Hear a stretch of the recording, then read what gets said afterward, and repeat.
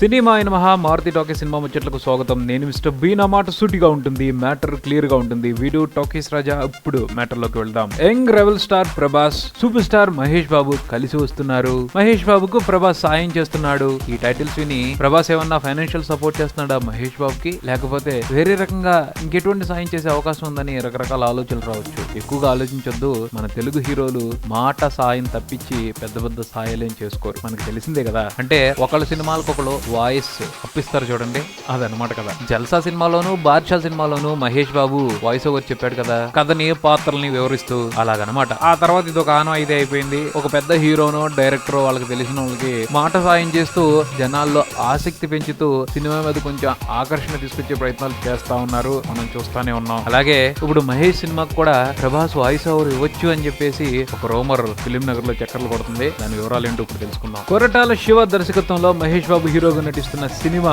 November మొదటి వారం నుంచి రెగ్యులర్ షూటింగ్ కి వెళ్లబోతుంది. అంటే ఇంకా సినిమా మొదలే కాలేదు. ఇప్పటికే ఆ సినిమాకి సంబంధించి ఎన్నో రూమర్స్ బయటకు వచ్చాయి. వాటన్నింటినీ కూడా దర్శకుడు కొరటాల శివ సమూలంగా ఖండించారు. అయినా సరే ఈ సినిమా గురించి కొత్త కొత్త వార్తలు పుట్టుకొస్తూనే ఉన్నాయి, కన్ఫర్మేషన్ లేకుండా. ఆ పరంపరలోనే వచ్చిన న్యూస్ ఇది. మహేష్ బాబు హీరోగా నటిస్తున్న ఈ సినిమాకి ప్రభాస్ వాయిస్ ఓవర్ చెప్తాడు.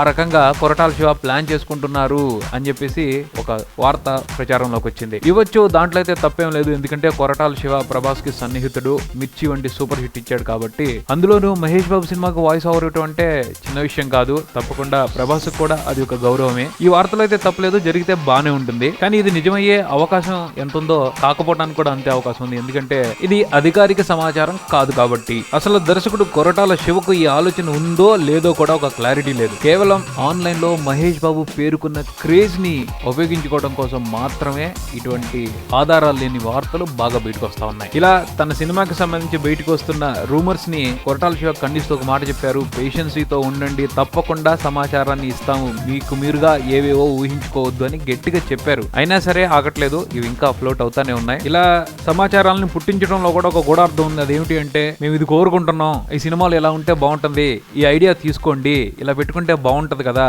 అని చెప్పేసి కొంతమంది తెలివిగా సలహాలు ఇస్తున్నట్టు అనిపిస్తుంటుంది. మరి చూద్దాం కొరటాల శివకి సలహాలు నచ్చుతాయో లేదో. వీటన్నిటికీ అతీతంగా ఆయన ఇంకే ఆలోచనలతో వస్తారో. ఇది బులెటిన్. మరో బులెటిన్ తో మళ్ళీ కలుద్దాం. Keep watching Maruti talkies. For me mister B and talkies Raja. Thank you.